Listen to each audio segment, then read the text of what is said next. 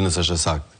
Atëherë, në fakt, në gjykimin tim dhe në ato që jam shprehur her pas here, ne kemi një kapitullim, jo shturje, po kapitullim të Ministrisë Bujqësisë në tërësinë e saj, sepse nëse ne flasim sot për sigurinë ushqimore, ka një shkak pasojë, pra ka një origjinë çdo gjë në cilën vijnë në mënyrë graduale deri në pikën kritike ku jemi sot që skandali mbulon skandalin. Dhe kjo në fakt është e frikshme. Edhe rasti i drejtorit të Tiranës, i cili e kishte dhënë dorëheqje në kohë me diell, po që ministri ja mbante për një ditë letrën, po për një ditë me shi. Pra, e thënë ndryshe, dhe vetë ministri është ndërgjegjshme që situata i ka rrëshqit në duart, që nuk e ka mbledhur në kohën e dur dhe nuk ka bërë lëvizjet e duhura, përkundrazi e ka vënë poshtë tashmë kjo situatë e cila në fakt në fund ditës pasojat e rënda i vuajmë ne. I vuajmë fëmijët tanë, i vuajmë konsumatori. Tash Anila si kolege e Belindës, nëse njëra lan makinë me 10.000 euro dhe Anila besoj vetë ushqet, vetëm prima kualita. Për të mbledhur pak te pjesa teknike dhe politike mund ta vazhdoni ju. Në fakt rastet janë bërë aq shpeshta sa në fakt ne gjendemi në një lloj terrorizmi ushqimor sot. Pra, terrorizëm ushqimor. Konsumatori shqiptar, shiko, unë di të them me bindje të plot që siguria ushqimore në nivel botror konsiderohet çështje e sigurisë kombëtare. Kemi edhe rastin e Izraelit me Palestinën që me ata biperat e vegjël, e kupton arritën të vrisin neutralizonin gjithë palestinezë. Imagjino tani larg qoftë një nga vendet armike kundra Shqipërisë të dojë të fusi substancë në një produkt ushqimor, çfarë ndodh pastaj me gjithë popullatën shqiptare. Ndërkohë që ne jetojmë nga importi. Kemi konsumuar mbi 3500 kg filet o pule, që mund të ushqesh mbi, po themi, me 300 gram dozë, mbi 1000 njerëz me 10 fëmijë, që do të thotë që ne kemi qenë në mëshirë të fatit gjatë gjithë kësaj kohë. Mos harrojmë që kemi skandalin e manderinave, të cilat ne i konsumuam, kemi skandalin e filet o pulës që ne i konsumuam, skandalin e freskët fare, që kur arritja ku janë përfundim ishin konsumuar dhe lule shtrydhet. Pra e thënë ndryshe specat që ne sot e kësaj dite që janë kapur në 12 mars në Kroaci nga Ministria e Bujqësisë nuk kemi një komunikat qoftë edhe për të qetësuar konsumatorët, që ore a u groposën Kroaci, a u kthyen u bë procedura në Shqipëri. Pra, nuk përjashtohet mundësia që ne gjitha këto produkte ti kemi konsumuar, dhe nuk përjashtohet mundësia nëse ne shohim dhënat e statit që kanceri po kthehet në një lloj viroze në Shqipëri.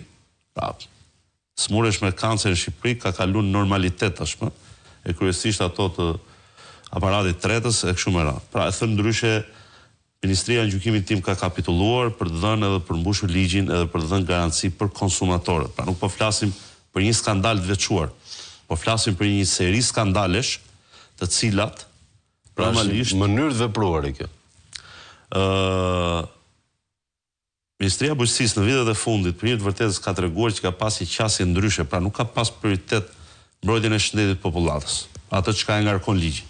Po ka pas prioritet hera herës mbrojtjet e interesave të caktuara edhe të biznesit. Edhe të bëhet ca lek, kemi parasysh që jemi vetmi vend kufitar me Europën që na janë djegur fondet e IPART-it. Për të sjellë në vëmendje, për të kaluar edhe te pjesa e subvencionimit, për të sjellë në vëmendje pse them që nuk i intereson shëndeti konsumatorit, po interesat të caktuara të biznesit.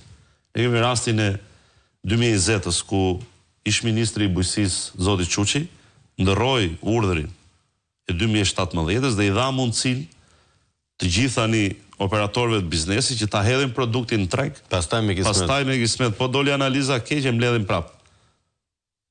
Po ashtu, pra, një ligj, po them unë që i ka influencuar bota e biznesit në këtë urdhër ministri. Po ashtu kemi deklaratën e ministrës parlament, cila tha do heq taksën 10% për importuesit e mishin nga Brazili. Pra, thua ti se kjo ishte ministre e bujqësisë së Brazilit, pra do lehtësonte fermerët e Brazilit të eksportonin dhe të rrisnin shitjet e tyre, ndërkohë që është ministre për fermerët dhe blegtorët në Shqipëri.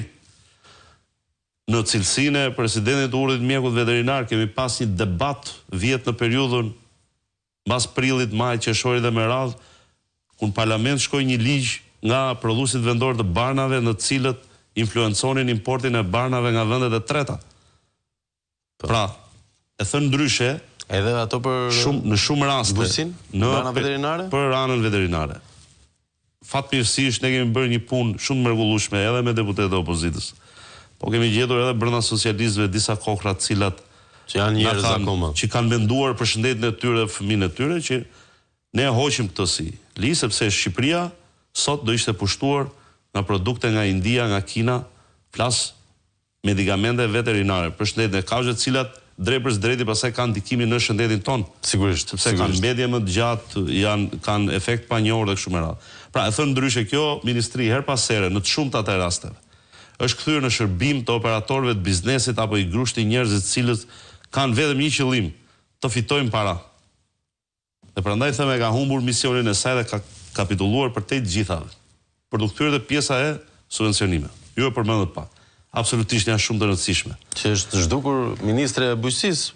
Një ministre të zhdukur. Janë shumë e rëndësishme dhe në fakt fati i keq është unë të jemi sinqert, unë kam besuar që 2025 duke qenë se drejtuese e qarkut Fier ka qenë zëvendës kryeministrja Belinda Balluku, kam pritur që zëvendës kryeministrja, duke qenë se u bë mbi një vit që qarkullon në qarkun Fier, që është hambari i Myzeqes dhe ka numri më të madh prodhuesve të serës, të mbashtimit gjedhit, të lule shtrydhes e kështu me radhë, të votave po pse, për partisë të kuptonte rëndësinë që ky komunitet ose ky motor, po themi, i Shqipërisë